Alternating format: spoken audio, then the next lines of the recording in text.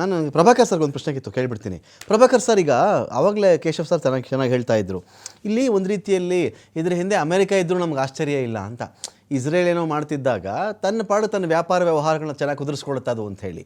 ಇದಕ್ಕೆ ಪೂರಕವಾಗಿ ಸರ್, ಇದಕ್ಕಿಂತ ಮುಂಚೆನೇ ಮಧ್ಯಪ್ರಾಚ್ಯದಲ್ಲಿ ಈಗ ಯಾವಾಗೆಲ್ಲ ಇರಾನು ಮಧ್ಯಪ್ರಾಚ್ಯದ ಬೇರೆ ಬೇರೆ ದೇಶಗಳಲ್ಲಿ ಅಮೆರಿಕದ ಸೇನಾನೆಲೆಗಳ ಮೇಲೆ ದಾಳಿ ಮಾಡ್ತೋ, ಆಗ ಇದೇ ಟ್ರಂಪ್ನ ಸಂಬಂಧಿಕರು, ಮಗ ಹೋಗಿದ್ನೋ ಅಳಿಯ ಹೋಗಿದ್ನೋ ಸಂಬಂಧಿಕರು ಹೋಗಿದ್ರೋ, ಡ್ರೋನ್ಗಳ ಪ್ರಾತ್ಯಕ್ಷಿಕೆ ಕೊಡಕ್ಕೆ ಹೋಗಿದ್ರು ಸರ್. ಅವಾಗ ಪ್ರಾತ್ಯಕ್ಷಿಕೆ, ಇಂಥ ಡ್ರೋನ್ ತೊಗೊಳ್ಳಿ, ನಮ್ಮ ಹತ್ರ ಇಂಥ ಕಂಪನಿ ಇದೆ ಅಂತ.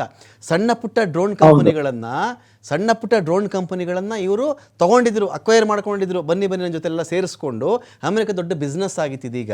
ಇದೆಲ್ಲದರ ಹಿಂದೆ ಇರೋದೇ ಬಿಸ್ನೆಸ್ ಸರ್. ಹಾಗಾದರೆ ಟ್ರಂಪ್ ಬಿಸ್ನೆಸ್ ನಡೀಬೇಕು ಅನ್ನೋ ಕಾರಣಕ್ಕೆ ಇಷ್ಟು ನಡೀತಿರೋದಾ ಯಧ್ವಾನಗಳು ಅಂತ? ಹೌದು, ನೀವು ಬ್ರಾಡ್ ವ್ಯೂ ನಲ್ಲಿ ನೋಡಿದ್ರೆ ಇದು ಹಾಗೆ ನಡೀತಾ ಇರೋದು. ನೋಡಿ, ನಾನು ಹಿಂದೆ ಕೂಡ ನಿಮ್ಮಲ್ಲಿಯೂ ಕೂಡ ಹೇಳಿದ್ದೆ, ಏನು ಅಂದ್ರೆ ಟ್ರಂಪ್ ಮತ್ತೆ ಅವರ ಫ್ಯಾಮಿಲಿ ಏನು ಬಿಸ್ನೆಸ್ ನಲ್ಲಿ ಇನ್ವಾಲ್ವ್ ಆಗಿದ್ರು.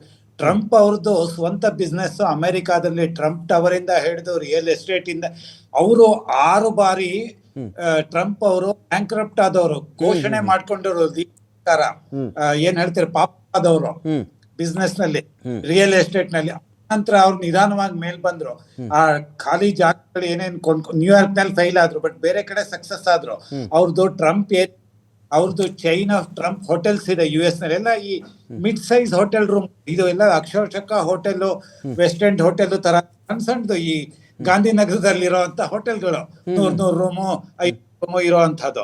ಅಲ್ಲಿ ಎಲ್ಲ ಕಡೆ US ನಲ್ಲಿ ಇದೆ ಟ್ರಂಪ್ ಹೋಟೆಲ್ಸ್, ಟ್ರಂಪ್ ಏರ್ ಇದೆ, ಆಮೇಲೆ ಟ್ರಂಪ್ ಟವರ್ ಇದೆ, ಆಮೇಲೆ ಟ್ರಂಪ್ದು ಸ್ಟಾಕ್ ಬಿಸ್ನೆಸ್ ಗಳಿದೆ.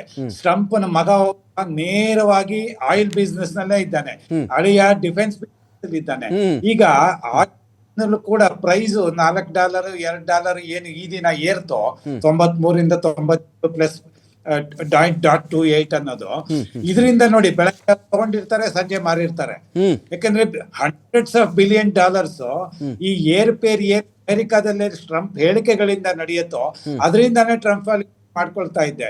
ನೀವ್ ಹೇಳಿದ್ದು ಒಂದು ಪಾಯಿಂಟ್, ಎಲ್ಲಿ US ಡೆಲಿಗೇಷನ್ ಹೋದ್ರು ಅಳಿಯಾನು ಹೋಗ್ತಾನೆ ಮಗಕ್ಕಿಂತ ಜಾಸ್ತಿ. ಏಕೆ ಆತ ಹೇಳ್ತಾನೆ, ಈ ಡ್ರೋನ್ ಇಂದ ಎಲ್ಲಾ ಈ ಡಿಫೆನ್ಸ್ ಇಂಡಸ್ಟ್ರಿ ಒಳಗಡೆ ನಮ್ದನ್ನ ನಿಮ್ಗೆ ಈ ರೇಟ್ ನಲ್ಲಿ ಕೊಡ್ತೇವೆ, ಕಡಿಮೆ ದೇಶ ಭದ್ರಪಡಿಸ್ಕೊಳ್ಳಿ, ನೀವು ನಿಮ್ ಸೇಫ್ಟಿ ನೀವು ನೋಡ್ಕೊಳ್ಳಿ ಅಂತ.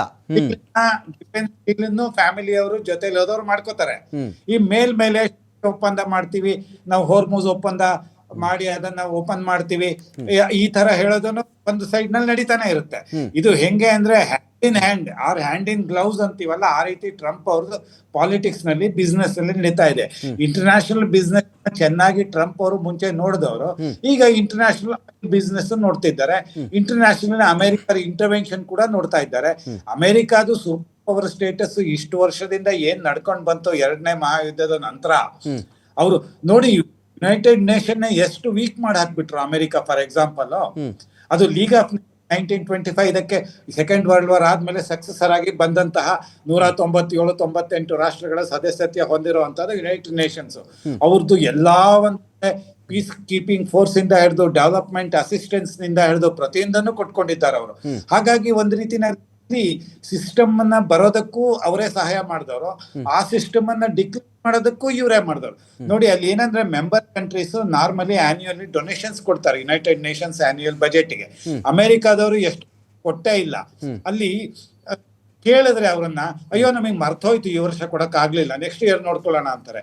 ಏಕೆ ಅಂದ್ರೆ ಬೇರೆ ಆರ್ಥಿಕ ಅಥವಾ ಹಣಕಾಸು ಸಂಸ್ಥೆಗಳಲ್ಲಿ ಇರುವಂತ ರಿಕವರಿಂಗ್ ಪ್ರೋಸೆಸ್ ಅಥವಾ ಮೆಥಡ್ ಸಿಸ್ಟಮ್ ಏನಿದೆ ಅದು UN ನಲ್ಲಿ ಇಲ್ಲ. ಒಬ್ರು ಡೊನೇಷನ್ ಕೊಟ್ಟು ಮುಂದಿನ ವರ್ಷ ಕೊಡಿ ಪರವಾಗಿಲ್ಲ ಅಂತ ಕೇಳೋಂಗಿಲ್ಲ, ಕೊಟ್ರು ಇಲ್ದಿದ್ರು ಇಲ್ಲ. ಈ ಕೆಲವು ದೇಶಗಳಿದೆ ಆನೆಸ್ಟ್ ಅಂದ್ರೆ 1 ವರ್ಷನೂ ತಪ್ಪಿಸ್ದೇನೆ ನೇರವಾಗಿ ಕೊಟ್ಕೊಂಡು ಬಂದವ್ರು ಕಂಟಿನ್ಯೂಸ್ ಆಗಿ.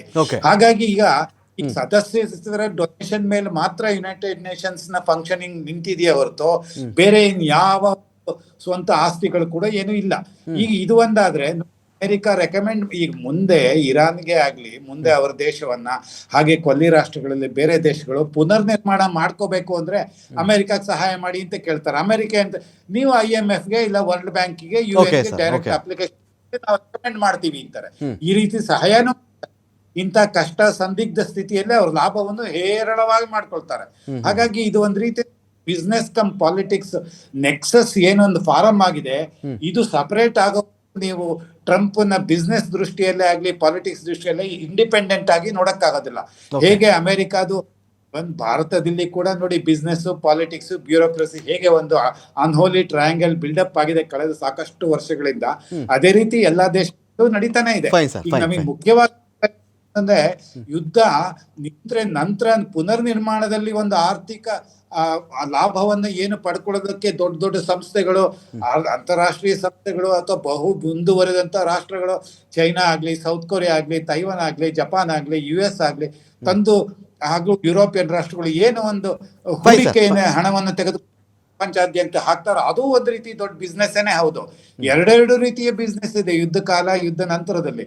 ಹಾಗಾಗಿ ಈಗ ಅಮೆರಿಕ ಲಾಭ ಮಾಡ್ಕೊಂಡಿಲ್ಲ ಅನ್ನೋದು ಇವತ್ತಿನ ಹೊಸ ಪರಿಸ್ಥಿತಿ ಅಲ್ಲ, ಹಿಂದಿನಿಂದನೂ ಮಾಡ್ಕೊಂಡಿದ್ದಾರೆ, ಮುಂದೆಯೂ ಮಾಡ್ಕೊಂಡು ಹೋಗ್ತಾರೆ. ಮತ್ತಷ್ಟು ಮಾತಾಡ್ತೀನಿ ಸರ್, ನಿಮ್ಮಿಬ್ಬರನ್ನು ಮತ್ತಷ್ಟು ಮಾತಾಡ್ತೀನಿ ನಾನು.